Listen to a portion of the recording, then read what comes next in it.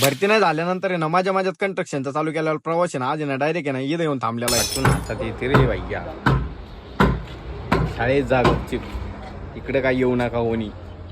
नवीन सगळी माझ्या वाटेत बरं का. नंतर लय फाटून आता तिथे आम्ही कॉलम बिलम ठोकत होतो नाही का, कॉलम धरायला आम्ही तिघ जण होतो. पप्पा ते वरून मला म्हणायचे नाही का कॉलम नीट धर. नंतर मी त्यांना काय म्हणलो बघा तुम्ही एवढा वाघ वणी माणूस इथं धरून उभा आहे. आमचे मामा आले बरं का वाजण्यात दुपारी साईटवर नाही का, मामा सुट्टीवर होती. चपला बिपला दाढी बिडी करून माम्या कसा दिसतोय चिकना चिकना. अले माम्या सुट्टी रे आज खुशाल. मी घालतो टाकी डिप. आमचा माम्या निवांत जागा तो का रे माम्या.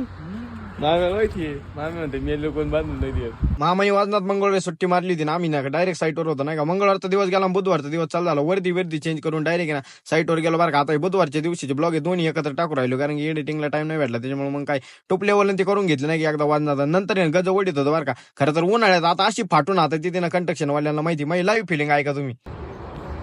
भाऊला बिया करता आपल्याला येत नादच नाही करायचा. त्यामुळे असं धरून असं वडायचं मग सटकन बसत. आमची माऊली म्हणते मी लय भारती केले आता काय पस्ताव करू नको. इथं काय म्हणलं असं ते सांगा बरं. क्या करे का पांडू बरोबर तुम्हाला राग येईन पण हेच कर रे काय म्हणलं. मग तुमच्या बरोबरची गेले ना आमच्या सारख्यांची लय जाण्याची जिंदगी डायरेक्ट झंड झाली झड. आणि आता पुढे काय म्हणतो ते ऐका आता.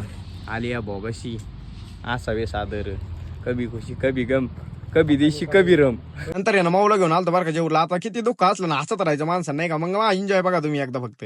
जीव लावून धोका देऊन प्रेमाच्या शब्द कावून पाकरा विसरून गेलीच तू. ते व्हिडिओ काय कोणी सिरियसली घेऊ नका. ते फक्त एक टाइमपास चालू असतो नाही का. कारण की असे व्हिडिओ टाकले तरच लोक हसायचे. खरं तर एखाद्याला आहे ना रडवणं लय सोपं असतं बरं का. पण एखाद्याला हसवणं ना लय अवघड असतं. माझे ब्लॉग बघून कमीत कमी 30-40 जण रोज आता हसत असते बरं का. त्याच्यातच माझा सगळा आनंद आहे. नंतर डिप्पो टाकून घेतला बरं का. आता कोणत्याच कामाला आपण लाजत नाही. कसं आहे आपलं कसं असतं जे आहे ते रिअल आहे. नंतर डायरेक्ट वरती चढलो बरं का. तेल बिल लावायला घेतलं. काल जे बोट घासले होते त्याच्यामुळे डायरेक्ट मोजे लावून तेल लावायला होत नाही का मोजे घालून.